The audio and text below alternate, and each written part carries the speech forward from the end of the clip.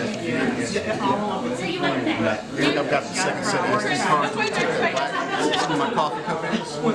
Oh, yeah. I'm gonna put the SD cards in. Huh? Into this hole. And he said, I'm gonna put the SD card holder on there. They should have blank fresh cards.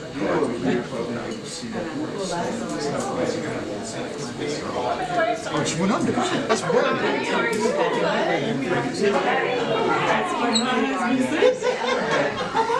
I guess there's somewhere in the taxi price that would go with it.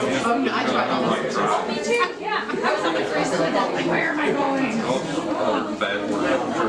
Sorry. I put my together at the other end.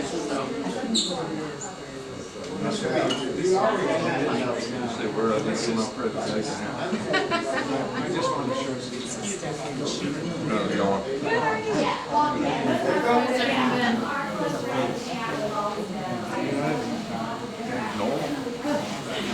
Good, because if it's not, then yeah, true. Wait for the shoe to drop. Yeah, that's strong. I just don't know how to like talk about today. I'm probably the mic here. It's fine. I don't know what to do.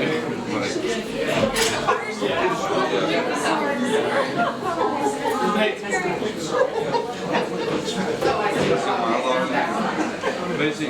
Everything's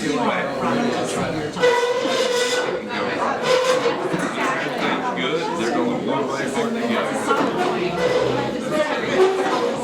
Usually it's bad. What you do, I just start digging a little bit sooner or later. That's a large boat. That's about 640.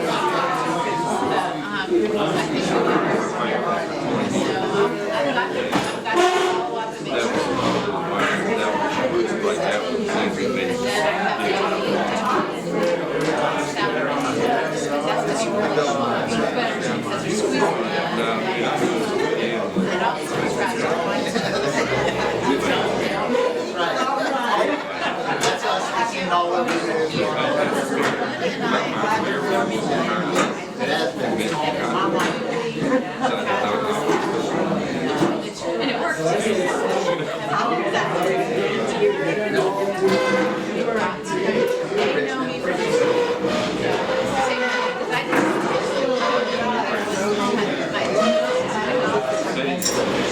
The base down. I show up and they go,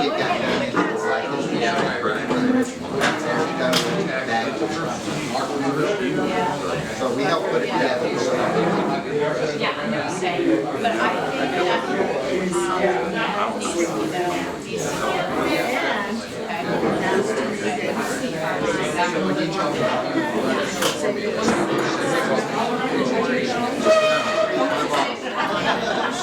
we don't go into detail or He was the director of the Mellon Foundation and stuff, explain about that. Then I talk about, I thought you would say details of your story. So I was like, doesn't have a lot. very quiet, so I throw out some examples. Not me, but So I can represent, I can tell you a questions little as bit. we go. Born in the set, because Glenn and I twin, that's the twin. And then we'll see how much time we got. And then if there's so much time, and I have a, I'm just sharing my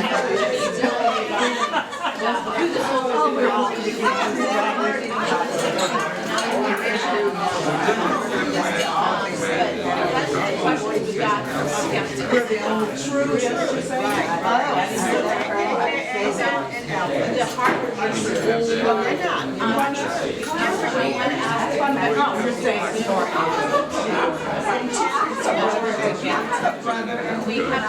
We know who saved us mothers.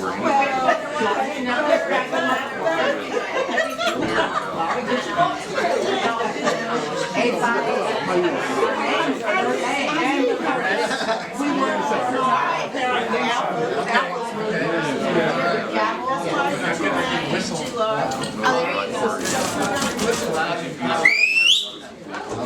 Find a seat, folks. Now, here's the deal.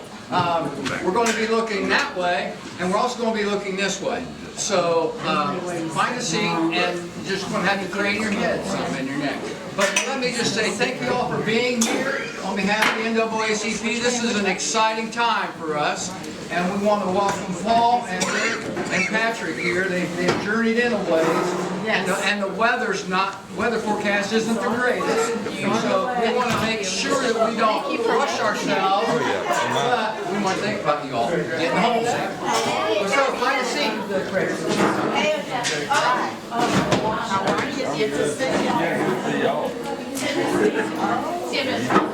Remember we were talking And watch the cords. last night, we're still working.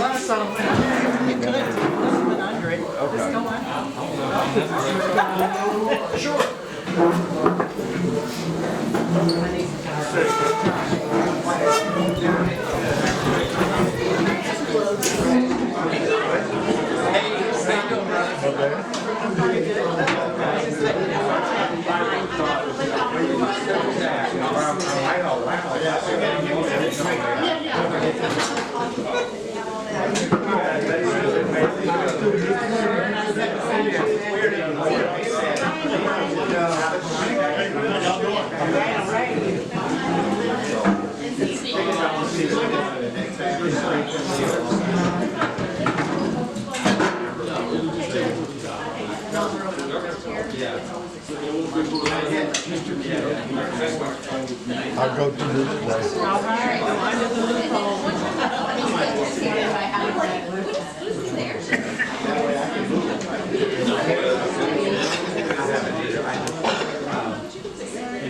Yeah, whatever.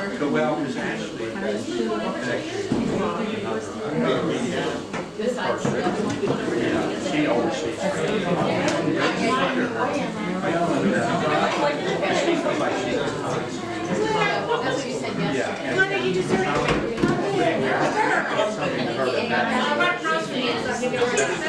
Did you know how hard it is to get it to you? That's your priority. Yeah, I mean, I've got to get information.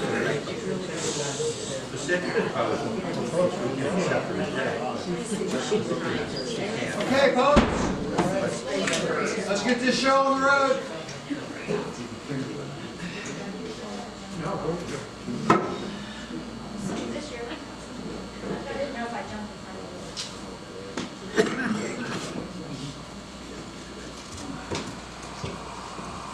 We'll give another minute for coffee. Let's go ahead. Okay. All right. Well, I specifically want to thank everybody. Eric did a good job, but I want to emphasize that Rick and I realize we've asked a lot of you in the last couple of weeks in terms of making meetings and particularly getting to this meeting. And on a Friday, before snow, Well, thank you. but I want to say this, putting a monument like this together is never easy. It's never easy, it's never smooth. A lot of things come up that have to be fought, and then sometimes concessions have to be made, or compromises have to be made. Sometimes the whole deal falls through. It's common that it's difficult. Even with public art pieces, it's difficult. So I know that a lot of people have worked hard, and I would just like to thank Glenna and Larry specifically, and Kathy specifically, and I can go on from there about how many people have worked hard in terms of the specific difficulties they face, but I want to give those first. And I've seen Glenna in action, toe to toe with the mayor, so she's not don't cross Glenna. All right, so what I want to do is I just want to do a quick slideshow, 3 minutes. And then we're going to look at the model, and I'm going to talk about the process. I'm also going to pull up the 3 drawings we saw at the meeting that some of you were not able to attend, so I'll show those as well. I didn't put them into my PowerPoint, so it's going to just take me a second to find those. But so I want to start with a piece of Rick's that he finished for the plaza in front of Hopewell City Hall and Civic Center. This is a model for that piece. This is what it's going to look like at, what was that, Rick, like 10 inches, this model? Yes. 10 inches. So he fleshed this out, and that's in wax. This is in wax at the full scale, 1/3 life size, working in wax. This is the waxed finished piece. And I'm showing you these because what you're going to see is a waxed model. It's to look at these three pieces, or to look at the gesture, to look at a model of the gesture. It's not the finished piece. The finished piece will look more like this. This is the finished piece in wax, correct? Before getting cast in bronze, which looked like this. So that's the kind of surface, that's the kind of detail we're talking about. And this is a full scale, is this a 7 foot piece? A little over 6. So in wax. And that's what Rick's going to be working at full scale in the studio. And you're invited to come visit that. At any time, you better call him first. You know, in the hot months, he's working in his bathing suit or jogging clothes. And this is another piece he did. Is this Adams? Yeah. What's the scale of that? That's Life-size piece in wax, and then in bronze. That's bronze. This is the bronze version. So this is a small model I did of Mr. Hill. This is working with Mr. Hill, showing me how he wanted his tie tied. And I was working on this one in clay.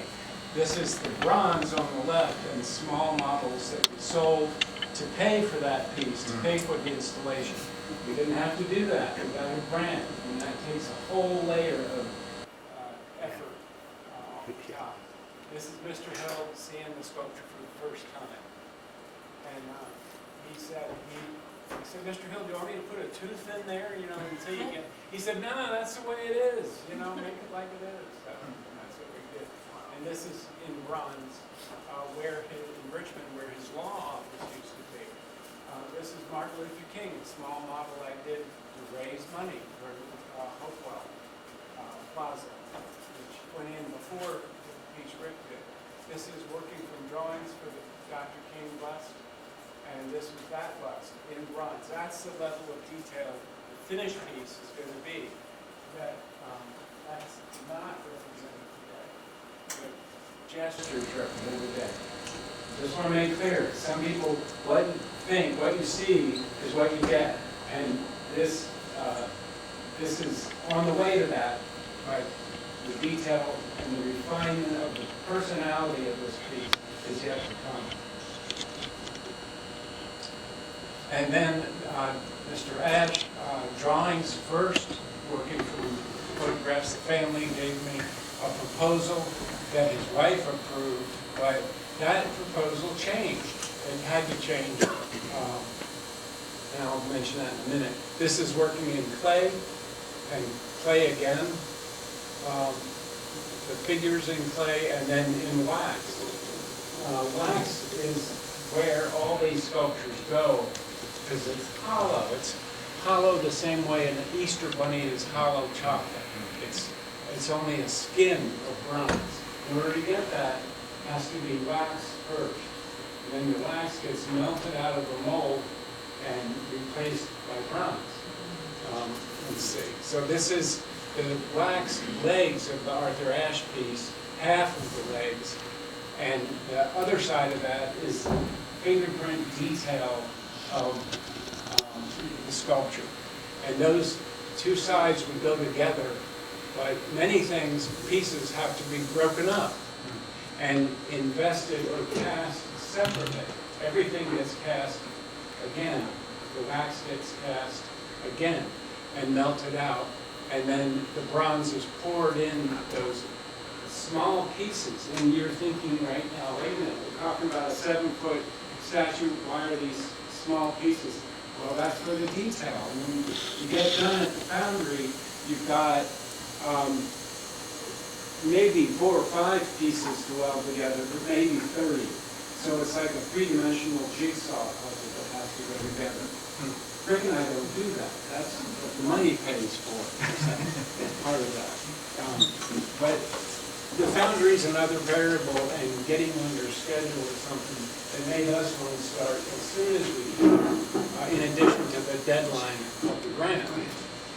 And of course, this is the ash finish piece, which now is on Monument Avenue. And Patrick is here today. And he hired me in to consult on taking down monuments. Figuring I put the ash piece up, I must know something about taking it down. Little did he know. You're great. Me too. This is Robert E. Lee, putting it on its side and throwing it away. This is the boneyard of all the stones and the statues, now owned by the Black History Museum of Virginia, headquartered in Richmond. It's coincidental that I'm a former board member of the Black History Museum, and suggested that one of those stones might work for this project. So Wickham, General Wickham, who stood on this stone that looked like this, is the stone donor for our piece, which saves us a lot of money to get us similar size stones. It's still expensive to have the name taken off. All the, of course, all the graffiti's no longer there. It's worn off already. But we were talking about using the top stone that has Wickham on it, and the one underneath that. So it's A1 and B1, those 2 pieces. And somehow I made the base for this, and I made the base too big. Which, all I can say is, Mr. Kiyoki, my 4th grade math teacher, did me a I thought I did it right, and I was, but I'm going to blame the water, and I'm going to have to take care of grandchildren for 3 days and not getting it right. But It had your grandkids do it. that's it. That's right. Thank you, too. I knew you had my back. This is a statue of Wickham when he was standing on his pedestal. And I wanted to show this because it's a handsome stone. We don't need all this. From here to here, under the, that's called, this is the capstone that holds the sculpture. The capstone is somewhere out in the, call it the boneyard, right? The stone yard. But right now, we've got permission to use any of these stones that are being donated by the Black History Museum. So we're very fortunate about that. We would have this cleaned of the name, and it would look like a new stone when they're all done for $10,000, something like that.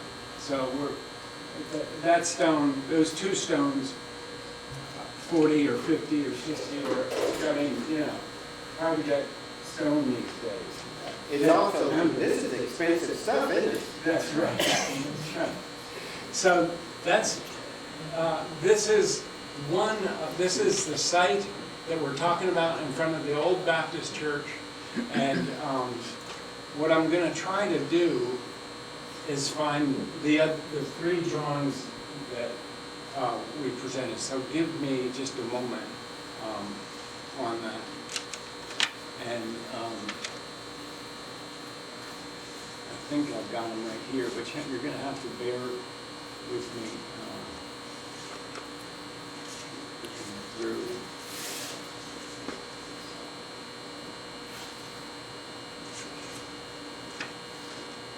No telling what's gonna come up. Oh, again, right here. I didn't want to accidentally bring up a picture of my wife modeling for me on the fence. Okay, so what the committee saw was the stone with people standing next to it. That's the scale. That's the 7-foot figure on top of a 5-foot stone. If we have a capstone on it, it would be more like, it might make it a little bit higher by about a foot or 6 inches.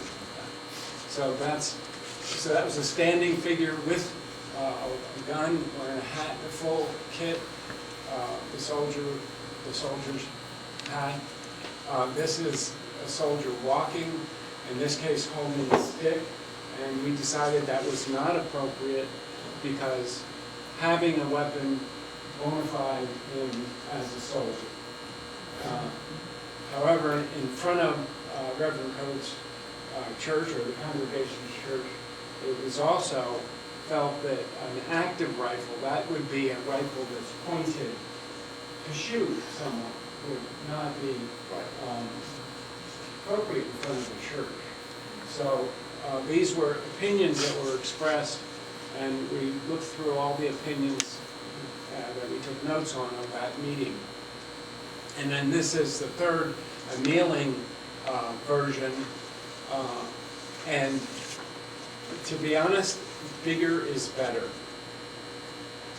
And so what we did is, I'm going to put this away for the time being.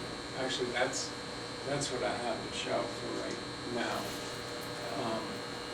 Don't worry, everybody, you're going to get a chance to talk.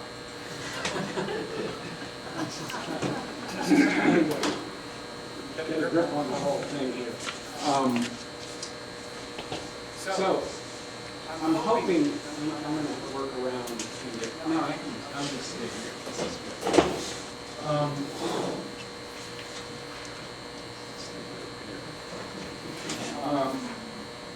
If you need a copy of this, I'll be glad to give it to you. I put together a typical public art selection process and emailed it, and hopefully everybody got a copy of that. It explains how it's done by, if there's a budget and it's public art. Some of it applies to us. So the second page is our process for Raising the Shade project. And what we said is fixed parameters where the statue is intended to honor the historically unique U.S. colored troops born in Franklin County. The site owned by First Baptist Church is already chosen. The base of the statue donated as either 2 stones or possibly just 1, could be 3. But that would be too much stone, honestly. The budget and timeline are fixed with the due date set. That's important. We're under, and this is what I was talking about. When we started, it looked like we had plenty of time. But fighting with the city, talking to the city, trying to be friendly to the city, has put us where we are today. And so now that's why we're encouraged to get started. And also, the 2 worst times to be working on sculpture are in the winter and in the middle of the summer heat. That would be July, August. So, Rick likes working in wax. He's going to be working in wax in the studio, which has heat, but he needs to get started.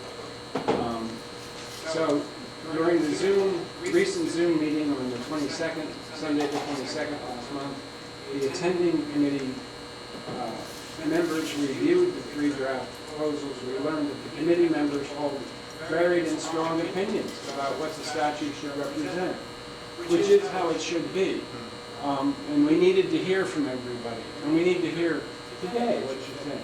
But we have gone through all those opinions. We're also looking at the future of the piece. What happens if or when the church is sold. And the statue, is the statue considered architectural embellishment? Likely not. And at that point, gifting it to the city seems appropriate. So the statue has to be, it's really a historical cover of a book to the whole story of the men who joined the Union to fight the South, and those many being born in Franklin.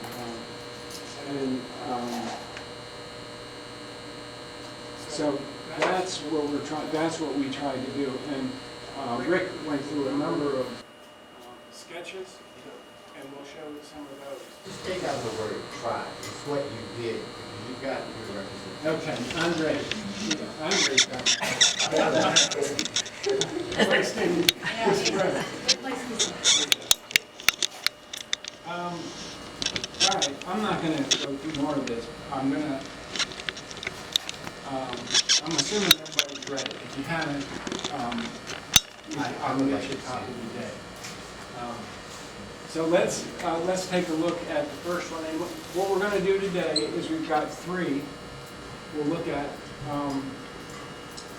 We're going to talk about each one separately, and then we'll come back and talk about the three of them.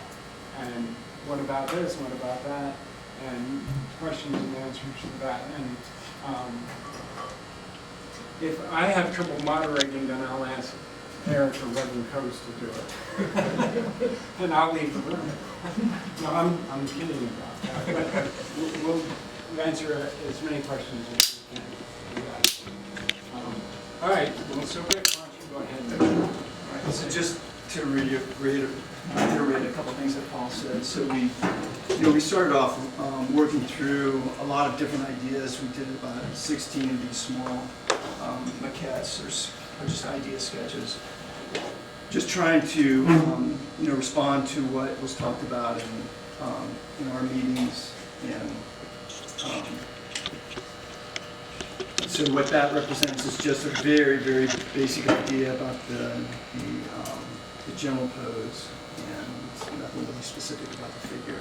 And then what you see here is that that figure just elaborated on a little. Again, when you go up to 7 feet, there are going to be a lot of other changes that are going to happen with the figure. This is one that's probably the most simple or least dynamic in terms of the action of the pose, but has a lot of possibilities, I feel, in terms of just being able to connect with the figure, because the hat is off, the figure is carrying his hat, and so there's just a lot of ability to kind of engage with the psychology of the figure, which was attractive to us. So we look at this one. You just want to give a brief Yeah, leave that up there just a minute. I really want to go out to my car and get my magic marker and draw a line right here. But that's the base. That's where it should be. Okay? Okay. Really humbling to have such a glaring error on my part. But these represent bronze plaques, the two rectangular pieces, possibly larger. That's yet to be determined. But they're bronze plaques for the 70 names, and also it seems to me it would be appropriate to have committee members' names also on a plaque, or acknowledgement as to how this came to be.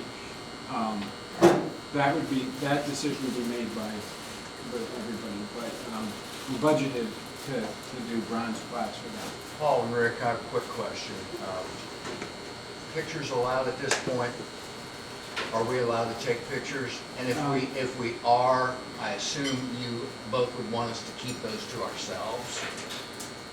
You know, I think pictures are appropriate, don't you? Yes, since we haven't chosen it, as long as it's not widely disseminated so that people get the wrong idea of what's Right. going to eventually happen. Eric raised a good point about taking pictures and showing pictures.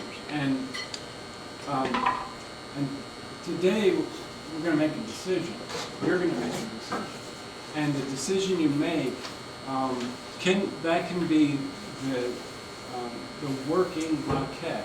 Maquette is a fancy word for model. It just got ingrained, but a working model of the piece. And I think that deserves, your work to get to this point is worth acknowledging by saying this is what we're gonna do. It's gonna be 7 feet in bronze, standing on 5 feet of granite in front of the old First Baptist Church, Rocky Mountain. Boom. And yes, Kim. Yeah, that is a good question you brought up, because Ashley Reichelman from Virginia Tech would like to have some of this information, because she would like to, for future people to look at, to say this is how they came to this decision.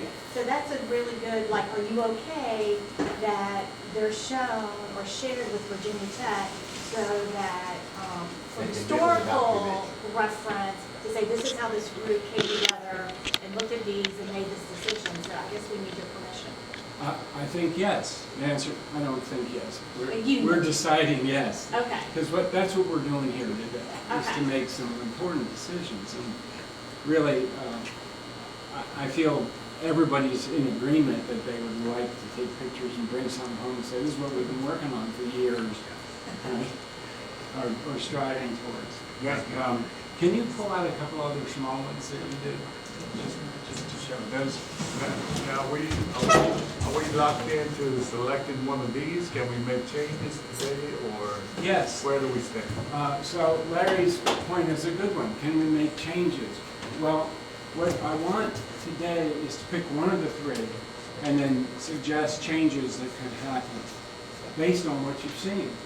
So changes can be made, but we need to get started on the armature. That would be the steel structure that's supporting the foam and the grid of the piece to take the wax. So that's good. I just wanted to, so this is just to, there's 16 of these that were turned over, talked about, and that's on the way to the refinement of these three that you're going to see. So we'll go ahead and put the other two up there, and then we will, then we can just set those on the table and talk about those as well. If a picture is worth 1,000 words, how many words are one of these statues? That's the thing about bronze, is it doesn't go away. So it's got a lot to say Yeah. from now until the future. It will not go away until somebody were to melt it down. And you think, well, who would melt it down? Paul would. We've only melted one down. Charlottesville melted one down, Yes. right? The decision today is about the pose, right? That's the only thing that's being decided today, correct? Is which of three poses Correct. you need so that you can build the skeleton. Correct. And then all the other decisions about clothing and facial expression and whatever can be made later. Right. Actually, we could brainstorm a little bit on that today, but I think it looks good. Can we sell those small ones? Well, I wanted you to see the work that's gone into getting to this point. I liken this to going to your favorite restaurant. And all the ingredients that go into your three favorite meals. And that's what we're choosing, your favorite meal at the restaurant. And you've looked at the ones that have pasta, the ones that have fish, et cetera, et cetera. Those are the little ones. The big ones, you choose one of your three favorite meals, it's still one of your three delicious meals. And so if you can't make up your mind, close your eyes, pick one, and you've chosen the good one. Okay? I'm not suggesting you close your eyes. Okay, let's see. Now I'm gonna put these. The next one is, again, a standing pose. This one's a little different in that there's a hat on it, and the pose is a little bit more a little bit more dynamic in terms of the gesture.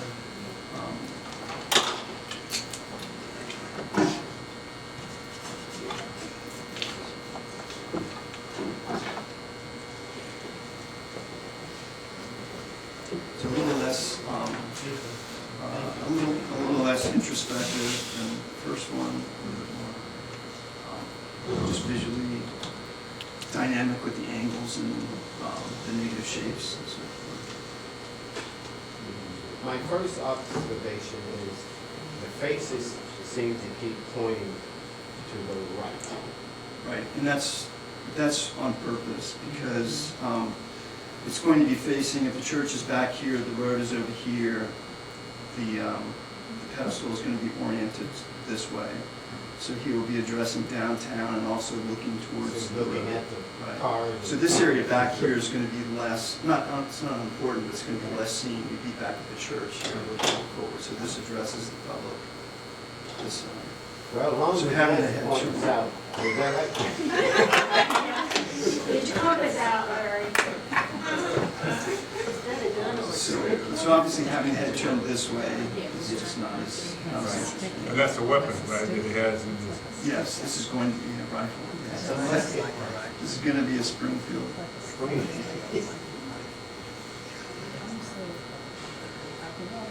Are you using any AI in your development? No, this is Too done, bad these days. these are, again, like this, these are just past maquettes. So this is done by looking at images and then doing it from my imagination. That's not using any other aids. I'll leave it up there a minute. I'd like to point out that, notice that he's keeping the long coats on these figures. And the reason for that is it's more mass. It's more to look at. And it fills out the base better. I'm happy to say. The one thing that's definitely accurate about the base is this capstone and this base. I just got carried away with the iron part. But the point is, it fits the base well. These coats fit the base well. And Rick has put a base plate in all of them, so that raises the height. So it's a 7-foot statue, but with the base plate, it's what, 7'6" or 7'8"? Yeah, 7'6". it'll be 4 or 5 inches. Okay, so 4 or 5 inches high. That bottom piece. And so this is his like bedroll, right? Yeah. And various accessories that he's issued as a soldier, including a coffee cup hanging on the back, I guess. These are things Rick put in here with the purpose of showing the kind of detail and demonstration of history that we want to build into these pieces. So,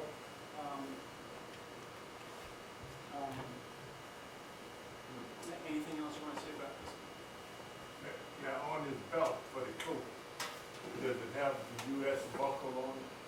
So, it would if you can see it. It does. So, It does have it.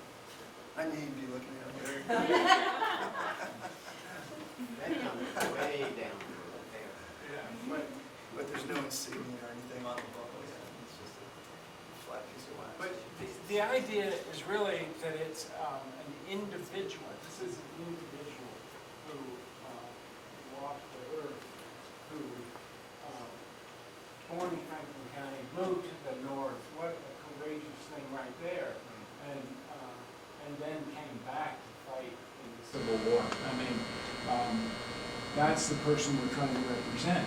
That's what, and the fight still goes on. And as a white person, the best I can do is be empathetic to the fight that goes on daily, being an African American in America.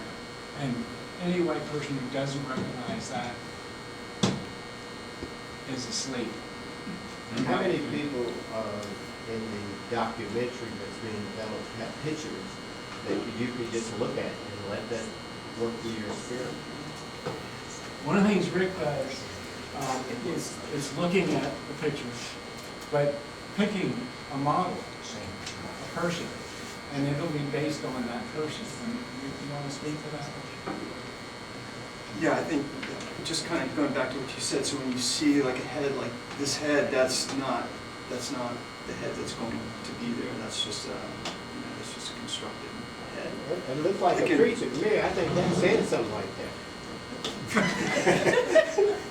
Well, so I don't know if you remember the Chavis bust that Paul showed in mine, which was just the life-size bust. So nobody really knows what John Chavis looks like, but that bust was based on a particular person who I met in Charlottesville, just kind of randomly walking around. I saw a fellow walking to the CVS and he looked like a likely victim. So I followed him and just asked him to pose for me, which he was agreeable to do. You gotta make a TikTok now. But finding something, even though showing like a particular portrait per se is not necessary. You want to find a very specific physiognomy that you identify with, so that you can kind of imagine and kind of dream about what you want to say, but within the context of a real human being. I think that's important, not just like something like this, not just a said naked that. head. What do you think we want to say? I think usually what I'd be interested in is when there's some sort of when things can be interpreted a couple of different ways. When there are things that don't necessarily, or that may not necessarily think go together, but can go together. So with this figure, say the idea of strength and perseverance, but at the same time, with half off a feeling of gratitude and humility, and having those two very different ideas kind of come together in a piece, to me, sort of fills out the human quality of the sculpture much more than if it's just about some angry guy going to battle. I mean, that's limited in terms of the psychology. So, like, I always try to find a couple of things that seem to complement or maybe slightly clash with one another. Now, there's an old saying out there that says that history is written by the conqueror. And in this case, we are representing somebody that was not given the pension. The soldier, the Buffalo soldier, because he was in slavery. So, now we have an opportunity to have a pension. So, to me, this monument has to speak to me. Because if it doesn't speak to me, then, it's just like any other monument that we have out here. And, like the way the weapon is just laying over the soldier's shoulder. I don't ever remember a soldier carrying a weapon in a position like that. In other words, his weapon's either down by his side with the pointed up, or it's over his head, meaning that he's ready to charge, or he's stopping his soldiers from charging. So, I think that we got a once-in-a-lifetime opportunity, because none of us are going to be around when this statue is removed or moved.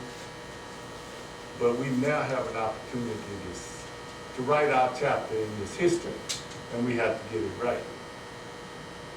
You see, we're at a point now where our thoughts and our ideas about what this is and what it represents, that's why I asked the question, is going to be determined. And it's going to be determined through what we give these artists, the information, and then they'll translate that into whatever it means. When I look at this statue, to me it seems like I got it done. I took care of business when I look at this statue. This one is more humble, showing more humility to me. But I think the hat off kind of says, we're not working. That's I right. can just show Teresa as well. I got the job. Let's see that other one. I will say in defense of the rifle here, I actually saw a Civil War era photograph of a soldier carrying a rifle. That's right. That's a It's not like, pictorial. it's He's not, giving you the realistic, that's pictorial. I was going to say, I think during the Civil War, that what people did was a little different than the modern U.S. military. One, they weren't trained the same way. Amateurs, basically, including officers. So I wondered if that would, or even after the war, after a battle, soldiers posing like that versus modern U.S. military where we can. That's my thought also. But I think, if I'm not turning, but I think, in looking at both models, that they are open to interpretation. Like, obviously, we can notice the gentleman without his hat on, that does appear to be humble, reverent. But I also see tired, right? And to be honest with you, I think, the relaxed pose of the gentleman there, it can be interpreted as victorious. It could also be interpreted as, I am tired of war. The beautiful thing about art is that it can be open to expression and interpretation and vision. I think the details obviously kind of tell the story. I do appreciate the hat off the head on this one, because I do think that speaks to some sense of reverence of whatever the task is. This one kicks my attention more. And I it want to is see to the me. other one. I got this. See number 3. I'm getting ready for lunch already. No, I want to see all the options. Yeah, we're Look at that. so the last one is the most active without being overtly aggressive, I guess. And this one actually does not fit on the space. We didn't realize that until after I'd done it, so it would have to fit on the smaller stones.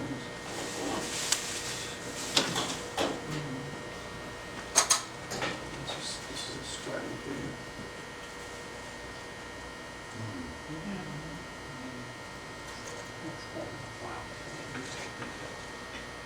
Larry, we were looking at the one that was crouched down. Yeah. It looks like all you have to do is raise it up, you almost get the same thing. Have you got your little guy? I think I put that in one of your, The caterpillars. the little figure Oh. you roughly created.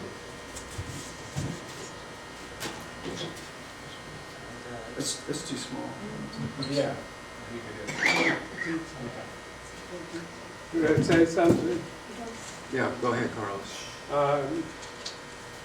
The gun being held like that and him running implies to me which direction. Because if he's running towards a fight, he's not going to have his gun like that.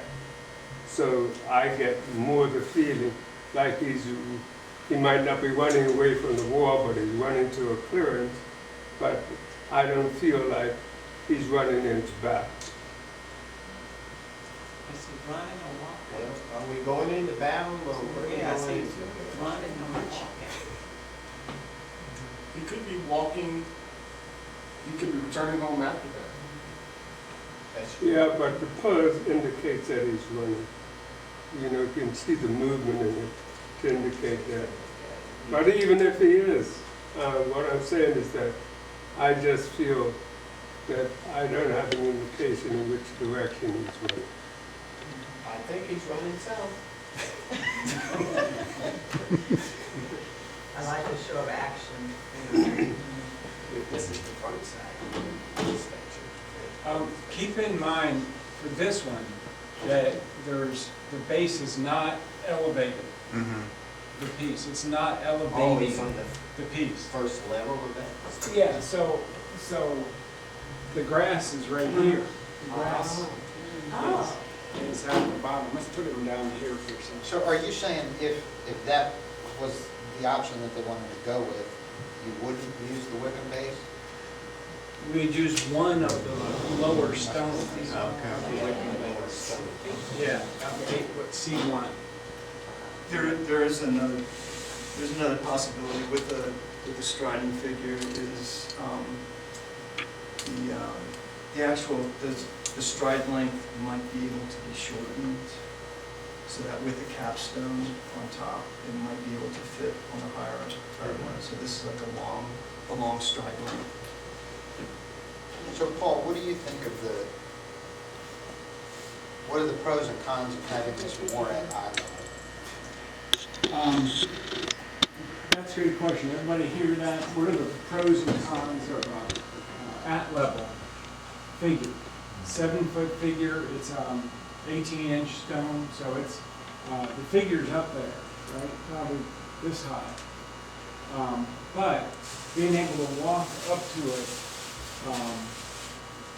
really appeals to somebody like me. I want to put my hands on it. I have the sculpture gene, and a lot of people can have the sculpture gene. It's called being attracted to sculpture, and wanting to touch it. That's a pro. The con is that people can touch it, and they touch it with paint, or they touch it by hanging on it, or taking things off it. Glasses do not last in a public sculpture. People would hang on the gun like that, wrap it up. Whatever you think of, that people will do it. So they'll do it for fun, they'll do it as a joke, they'll do it to be mean, they'll do it for any number of reasons, which goes back to what Reverend Poe said. I think you just said this, is that he was referring to art is what you bring to it. And we talked about this before, it's the baggage that you carry along with you in life, whether it's good or bad, or accurate or not, or historically knowledgeable or not. That baggage comes to the front when you start talking about art. You start talking about it, and that's the point, is to get people to talk about it. And so part of that is in your community, which you know and we don't. What is that? What is the nature of your community? To me, it would take a special kind of person to deface a soldier sitting at a lawn in a church, right? Those people exist. Do they exist in Franklin County, right? They do. So you have to figure that out for yourselves as you weigh the decision of whether or not this should be something that's down low. But what Paul said, what I like about him being down low, as we've taken these things off pedestals, the detail that you never knew was there when they were sitting up on the pedestal, the detail in somebody's beard and his face and his wrinkles and whatever,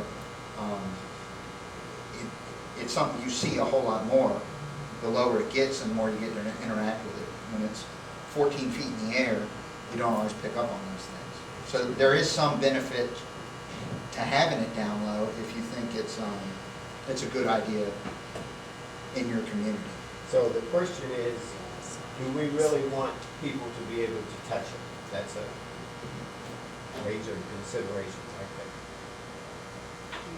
Because I think there's appeal when you have people touch something versus just look at it.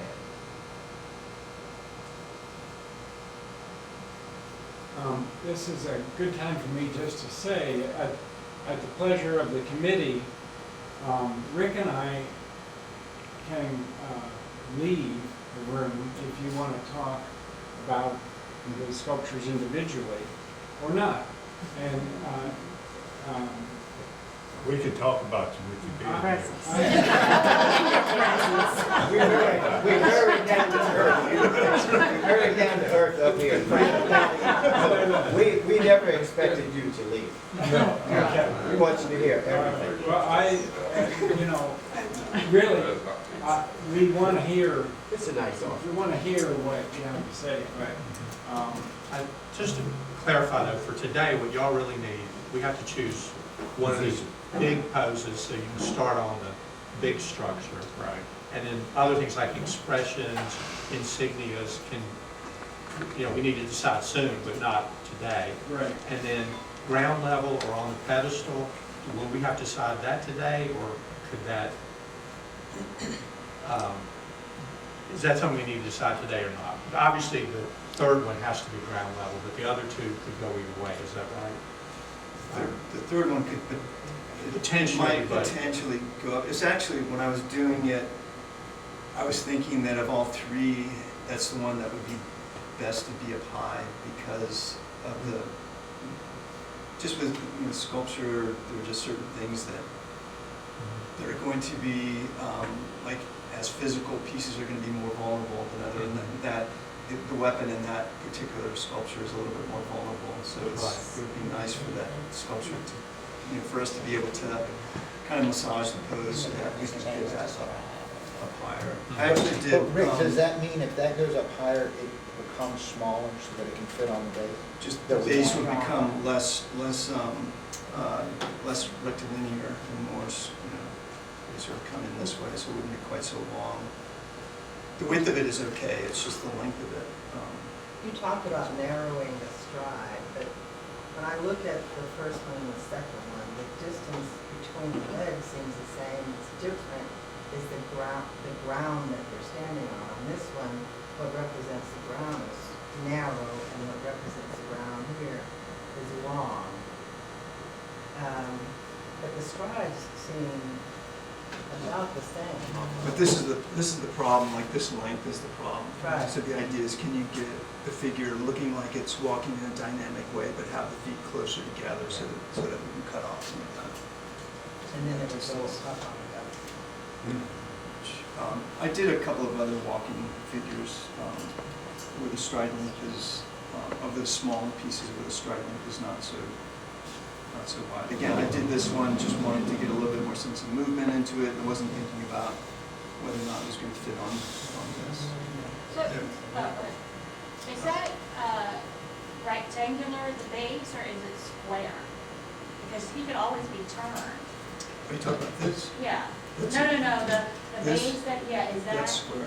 It's square, okay. And that's the nature of the stones that we And have here. could all of them be on the ground with just one stone? Is that an option? Now, you got it. Or it could be two stones. I mean, that's right. Right, some of these would be able, you'd be able to go to a smaller stone on top of the bigger stone and still be able to fit. And not have that big stone right there. And you had a smaller one that had the weapon over his head.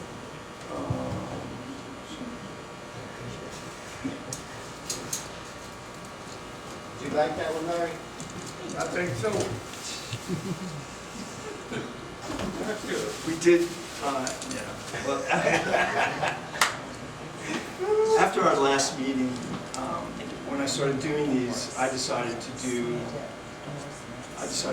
5 or 6 that just gave full voice to that part of the community that wanted something more aggressive, just to kind of find that boundary, that I decided against, but I did them. Do you know what I'm saying? Like, I just wanted to sort of get a sense of what all the possibilities are. Even though I didn't really want to go in that direction, I did that anyway, just to see. Yeah, I just Let you know it's gonna be done. Yeah, I just wanted to see it. I have a question for height. So if a 6-foot man is, let's call that a boy, what is the height of The height of the statue. Like if I walked up, my feet were the same level, any one of those gentlemen. These are, Are they gonna be bigger than me? yes, yes. The figure itself from foot to head is 15 inches. So you'd be coming up to maybe about here. So it may just look. Like if you're 6 feet, that head is going to be between 10 and 11 inches high in real life. So not way out of proportion, but definitely a tower. Yeah, you'll come up to its to its collarbone basically. So I can look up. That's not right. So that, well, no, I'm just thinking about from a standpoint, if I was trying to visualize how I was looking for how much it intimidates you to stand at the same level. Well, that's a question. Do we That's want right. it to be intimidating? Realize too that the outdoors is 7 foot figure. I don't think it's going to feel overpowering to you, Paul. No. If you can do it on the ground, I think 7 is more appropriate. So the tape measure is about a 5.5 foot, 6 foot person. Okay, Because that's somebody the- would want to strap with it. That's the height, if you're walking up to it. So the two standing figures would be an additional 5.5 feet off the ground. Okay, so that would be, they're gonna be on a base that's this high, Yeah. and they're gonna go up like that. As tall as he is. So if this is on the ground, people are gonna, the kids are gonna hang on that until the parents tell them not to, without any malice. They just wanna hang on it. I'm so torn because I think you can appreciate the detail better if you can get right up next to it and look at it, but I understand that there's the whole concern about vandalism and then obviously accidental vandalism. And I just love the idea of being able to get that close to it, appreciate it, but I understand the points. Well, to be honest, that was the original idea. Patrick was, we were all talking about a small base on the ground, a small piece of stone that we would buy. And then realizing the Black History Museum owned 1,200 stones, most of them, the vast majority, aren't usable. They'd have to be remilled. But these would not. They just have, the one has to have Wickham cleaned off it. But the ones that all stack up like this are various sizes. So this one could be another tier higher. 2 stones look like that. But that would still be, that's almost like steps going up, or inviting people down. One last question. Do a lot of Confederate statues have big bases? Yeah. Tall bases? A lot of Yeah. Well, Because yeah, they want to be from on high. right.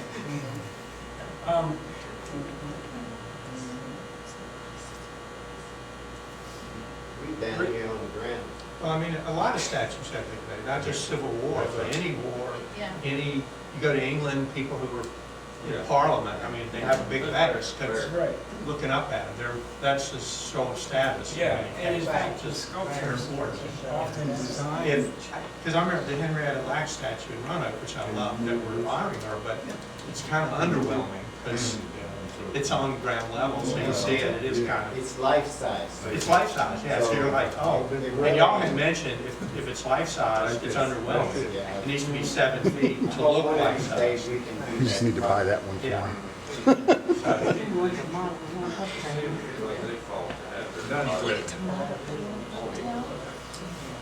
I don't think Which that, one? the height that we're talking about is so far away that we can't see detail from having been in Europe recently and looking at things. Briefly, I just want to say that I've had the privilege to be working on the stories of all the soldiers and working through them, and they're all different.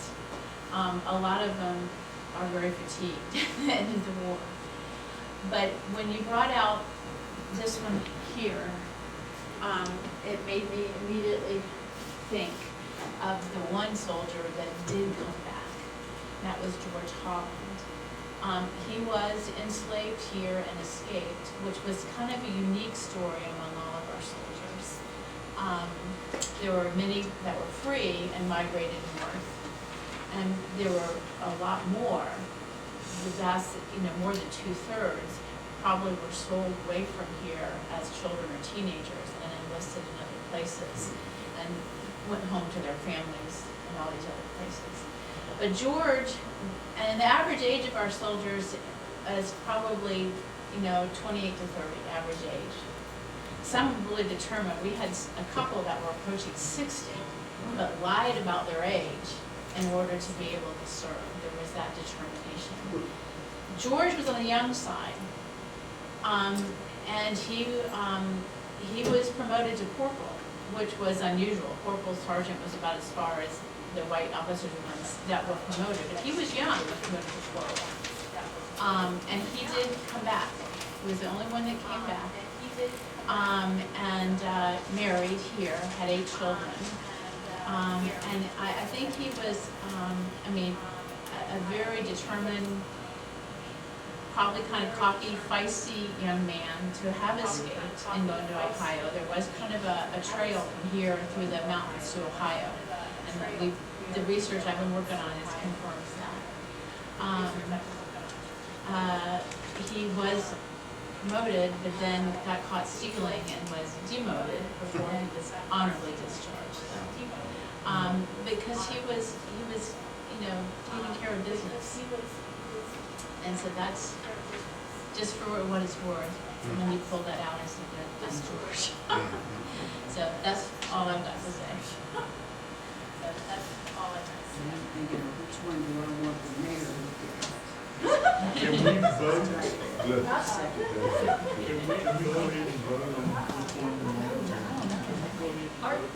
I think we should have a discussion. Just a quick question.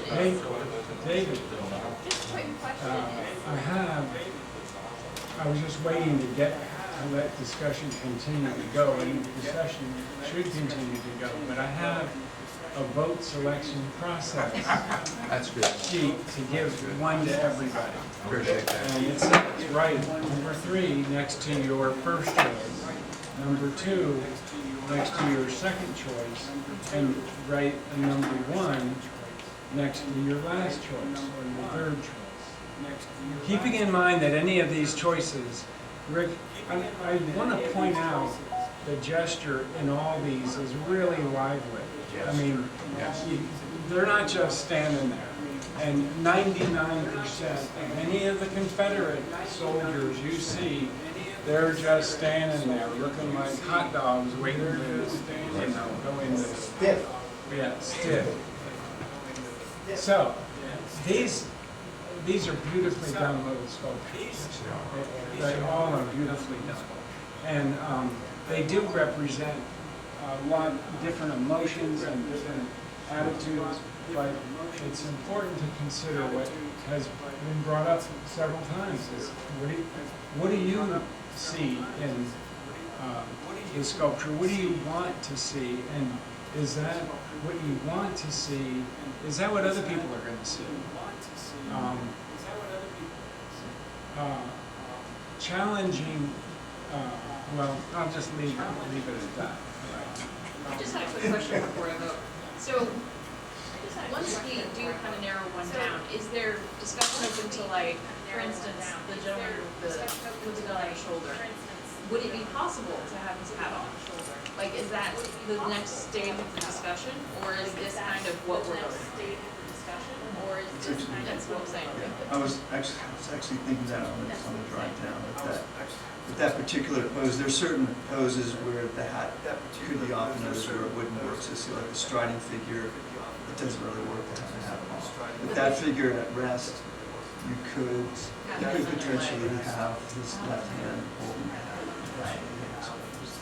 I feel like there's like a humanity there. Like the hat on feels different than the hat. Like and we can talk about that later. But just knowing that that's an option, then.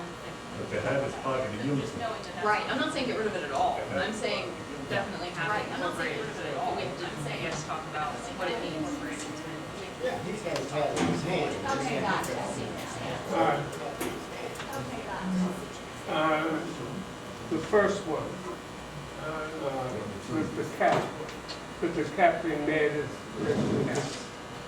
doing like a salute, as opposed to just on the side. Is that what you're asking me? Yes.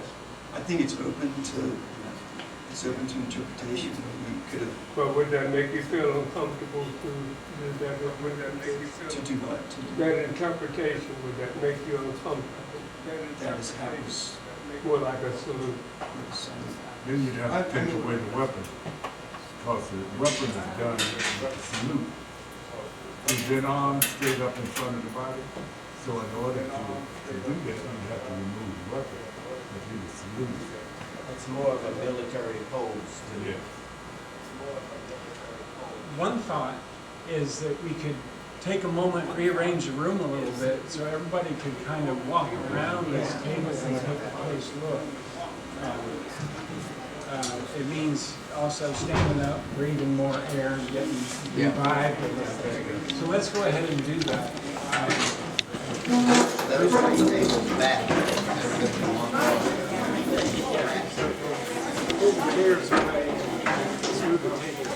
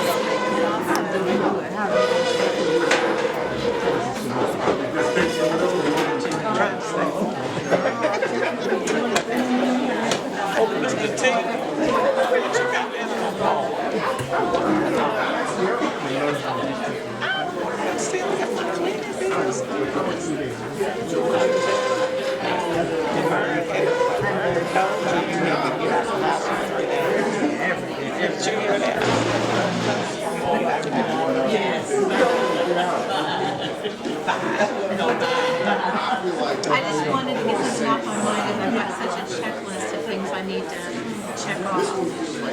So your committee's gonna be kicking into gear, and you talked, right? A little bit, you did. So I did meet with Raymond yesterday, and I've got written down a list of all the potential invitees to bring you up to speed. Odette pointed out to me how important it is in order to meet our goals that we do have certain people there. And so ahead of registration being available to the public, that we have send out letters to have stationery. Okay, and so Raymond and Martins gave me a start of kind of list. Which one do you like? No. It's in categories. It's not great. And so really what I'd like to do is hand that off to you. And so that you can work on that and get those letters out. And we will do, your ideas came up in our meeting, like a wedding reception. And so that we can get these kind of things back in. Ahead of registration opening sometime later in February. I don't think there's that much of a hurry anyway. It's going to be here before you know it. Yes, correct.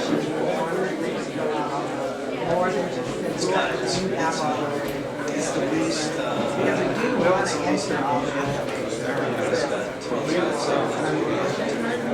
We're still fine-tuning that registration, like showing the sections so people can express their preference. And I don't know. I apologize, I'm a little OCD about these kinds of things. I just want to make sure that the tally is correct. So everybody put number 3 for your first choice. Everybody did that. Number 2 for your second choice. And number 1 for your last choice, right? Okay, I just want to be sure. Thanks for checking. I just want to be sure. You know, we were having conversations over here about how our brains are so programmed, first, second, third, like the order of things. And it was really clearly written at the top, but we just. Carlos. Very. Is there anybody else? Okay, Okay. Larry, And I- Raymond, Katie, Glenn, Carlos, Michael, and Paul. And can I ask an education committee question? Because the big thing is, these guys weren't just fighting the Confederacy, they were fighting a lot of things. And Kathy, research group has uncovered that. We've got speakers coming in to talk about that. They were having to fight the U.S. government for equal rights, equal pay, etc. We've got some really good speakers coming in, including Kira Mosley Hobbs, who is a descendant of enslaved people in the Blacksburg area. And their lives are well documented, and I've been told by a lot of people she's great.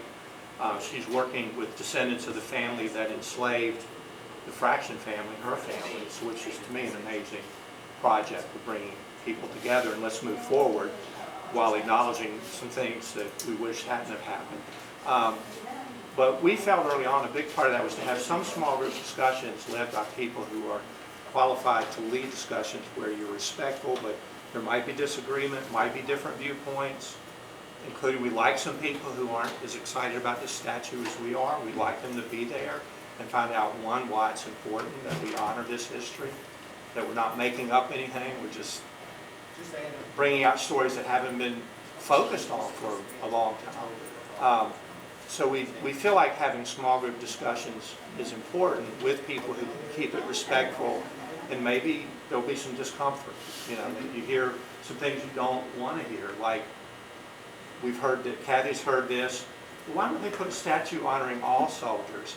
And my thought was, you know, if we were building a Korean War veteran monument, no one would say that. Like, why are we honoring World War II veteran or whatever?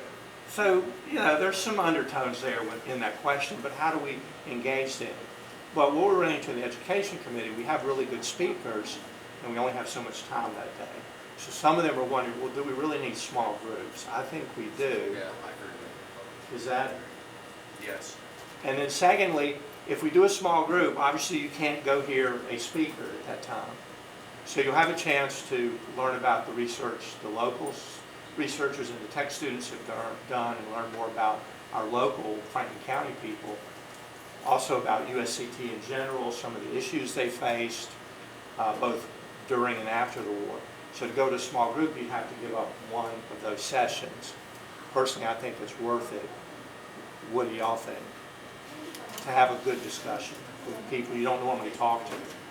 Can they repeat?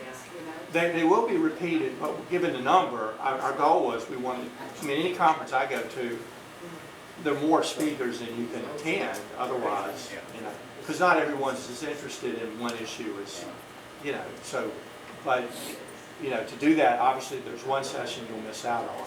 So. Now, will they let us record it and post it on? I think we can. That's our goal, is to have it recorded, and I think Michael can do that. So that's our goal. But and that was one of the concerns of the committee, that, well, if you go to a small group, you're missing out on so-and-so's talk.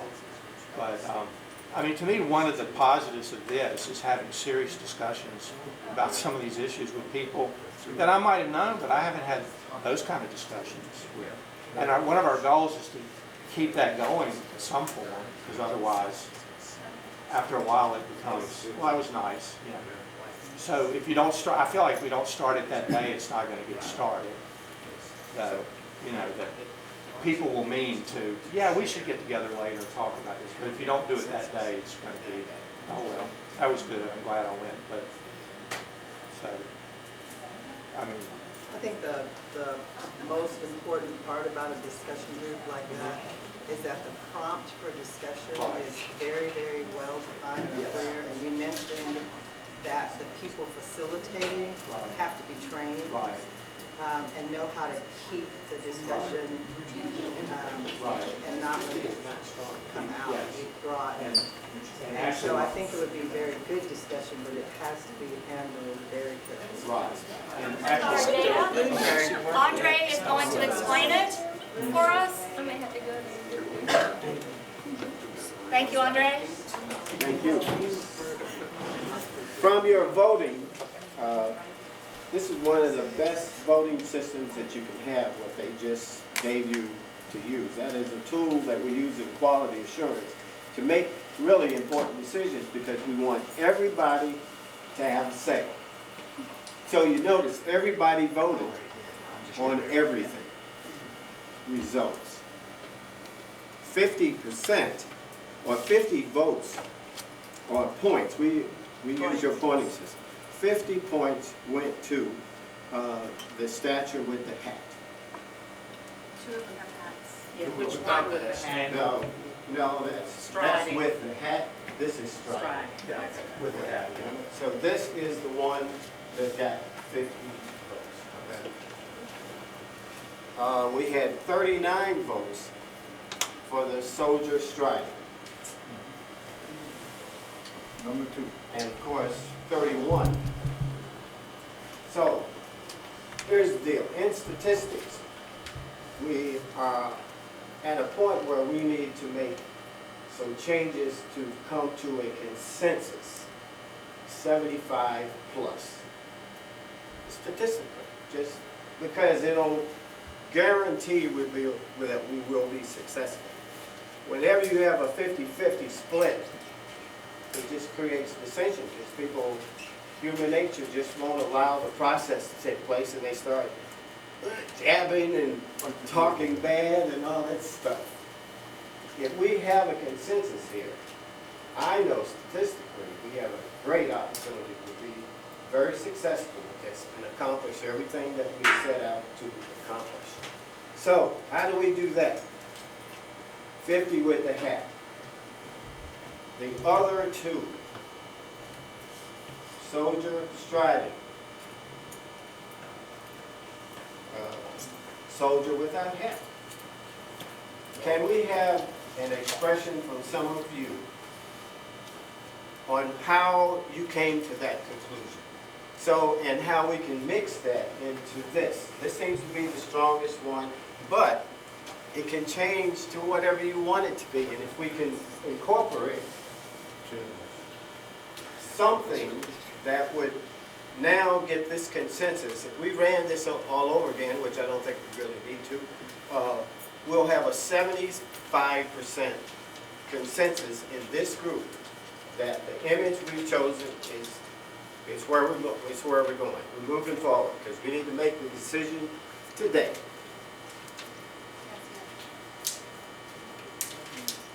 I'm not for sure if I know what decision that you want to make. I know we've got the statute, but what other decision that do we need to make? That's it for the. All right. Which one did you vote for? And what would you change to make it 75%? Okay, now I understand now, okay. These were pretty consistent, but this was Well, actually, I'll kick this off, and I think what Andre's saying is he wants to hear from people who did not vote for this first. Is that right? Correct. Okay, so I gave 3 votes to this one first, but for me it was a toss-up. I'm glad to concede to this one. I did this one last. And so I don't need to concede anything. We're just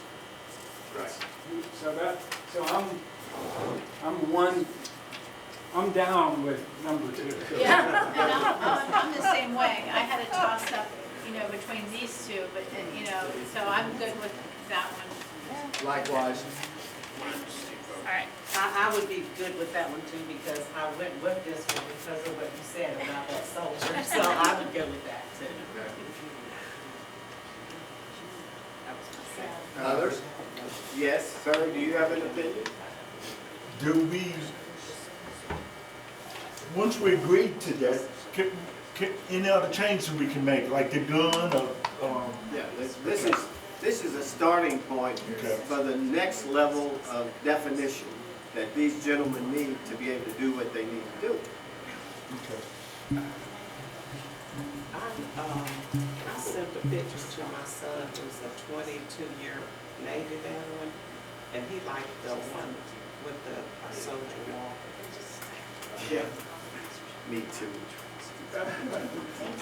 So is it just the motion? But really, the most important thing we need is we have to have a consensus. I think we're moving in that direction. Let's see, Reverend Coates, what do you got? I think each one in its own individual space represents a number of things. I'll say this, in thinking about what I think is perfect, is I want something that a normal monument that we normally see is not. So I think we need some type of defining characteristic. A number of the Civil War monuments, or just monuments we see, do have stately poses. While I do think the gentleman without his hat is very humble, and I do to some extent prefer that, it's probably been done before. The gentleman in the middle is probably the most unique in terms of the pose that we would probably encounter in terms of monuments. But my biggest issue, my biggest thing is we need to find some unique defining characteristic that makes this monument our own versus just a black version of what's a block away. I agree. So which one did you choose? Can you go along It's really with that? it's really a toss-up between the gentleman without the hat and the middle one. Right. All right. So As we're having more conversation, I have become more partial that I think the middle one represents the most unique, I think so. of the three poses. yes, ma'am. Yes. Oh, you didn't. Wake up. I already said mine. I like, either the one with the soldier walking or the one in the middle. Right. Okay. Well, that's okay. Carlos, go ahead. Oh, I'm opposite of the one in the middle. Okay. Oh. He's already partial. How about Larry? What are you partial to? Linda, go ahead and speak. Linda? Well, I like both of the last two. I voted for the middle one, Yeah. Oh. but I Actually, we've already surpassed 75%. Done deal. So, Hey, it's, the next vision should be done around this image. Right. yeah, folks, if I may, working a consensus is not easy. But, and everybody's had a chance to weigh in, and I think we should, feel pretty good about where we're at today with this point. So, that's just what I want to say to all. I really feel like. But what a privilege this has been. Yeah. I mean, look at us. Look at this motley group of people here. No, I'm serious. Well, Yeah, I tried to dress that. I can get away with it a little easier. I mean, they can always vote me down. Yeah, we're committed to you. But no, I tell you what, I know how much I appreciate you bringing that system of voting, because if you use the other concept, it's not that smooth. I can tell you, it's contentious. Because you have no data, we have data. my last consensus is not saying, that we're not in 100% agreement with the final decision, but I'm willing to go with that with the group. Final word, number 2 is number 1. Larry, what do we, Larry? Now it's number 1. It took over, it was a comeback.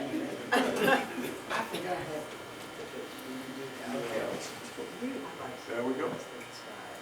Yeah, So, the what stride else do is you very. need? Dee Pasquale, what else do you need so that you can move on?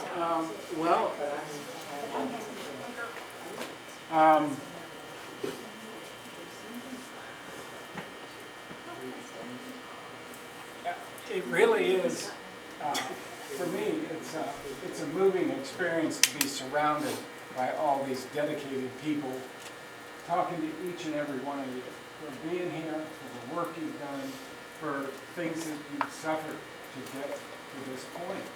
Everybody who has yet again driving here today, seeing people with political signs in the front yards they just can't take down. Those are people who are not going to be at this meeting, ever. Or anything like this. They're not going to be community-minded. And so, I feel very moved about that. I pay particular interest in what Carlos has told me, what Larry has told me, what Glenna has told me, other people. David and I had a conversation about these pieces, and those conversations don't need to stop. But where we are today, to Andre's point, is we got a choice by consensus. Now it's going to get tweaked, and that's Rick and I, that's our job. We're going to need to know, like, does the hat stay on or not? And we can't re-vote just to do that. I think we voted to leave the hat on. Yeah. Yeah, and keep the coffee cup. Yeah, we don't have to take that and make it what it's supposed to be. Well, I guess, And from our perspective, we say at this point, after getting to know you and Rick, that we trust you enough. Yeah. Just do it. Yes. I went to Washington D.C. and looked at Martin Luther King compared to what they did. I don't know if you did Martin Luther King or not, but their work is way more better than the ones I've already seen.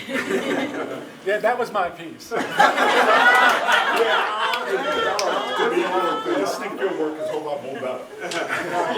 I'm proud of that piece, and proud that his son said this is one of his top 2 favorite pieces. And you know, that one was simply him holding a pen, which Dr. King did often at a meeting. He always had a pen, and he'd keep it under his arm like this. And I saw that picture after picture after picture, and it's like, pen is mightier than sword. Now with art, to me, I feel like art has to have something that will keep bringing you back to see it again. And that's why I think there needs to be some hidden symbolism in the art, so that people will say, let me show you this, that you probably didn't recognize. Tell him, what are you talking about? Like, you have one, he's very good at trivia. So what would be something that could be on there that people, you like the dollar bill, you could be holding the dollar bill. You like to do that dollar bill presentation. That's like hidden stuff, though. What, like what? Oh, the dollar bill. No, I finished with what I wanted to say. I trust the professional. That'd be some kind of insignia or something Yeah. All right. Like So- the U.S., you know, the U.S. Symbol on the belt buckle, you already mentioned that. On his cap. That's good. Yep, insignia. Because, you know, if the South had won, there might not be a United States of America today. And that's a big issue. And had those soldiers not volunteered to fight, who knows whether the North would have been able to win or not. That's true. So, you know, it's not just us, this is America. I do have a question about, and this is about all 3 of my guests. The bedroll. I do know that sometimes it was wrapped around the strap, but I've also seen it sometimes on the backpack. They didn't have backpack. Well, was it backpack? Not backpack, but. Yeah, we know you're talking Rolled about. up at the top of the Yeah. You don't see that too much with this era. It's an era thing. Yeah. Well, that's a good point. I mean,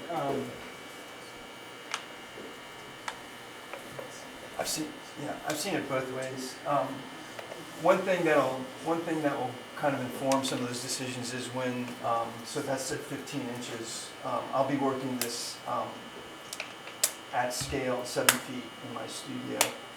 and design considerations come into play. Like when you move up, it's hard to tell exactly what's going to work and what's not going to work as you go up So in scale. detail oriented, you'll make those adjustments. as Yeah, you like you could, drop like if you them go off. up a scale 7 feet, if you don't have something in front, it might feel like this blank, Yeah, this blank that's- slate that's that you why- need something there for just visually. But yeah, those kinds of things will have to kind of And you would do experiment it out. from a lower level as well as up on the pedestal? Sorry? You'll do it, number one there now, like you were talking about doing number two, not the high and the low level perspective, When I'm working on it in the studio, or when it's being shown? when you're working on it.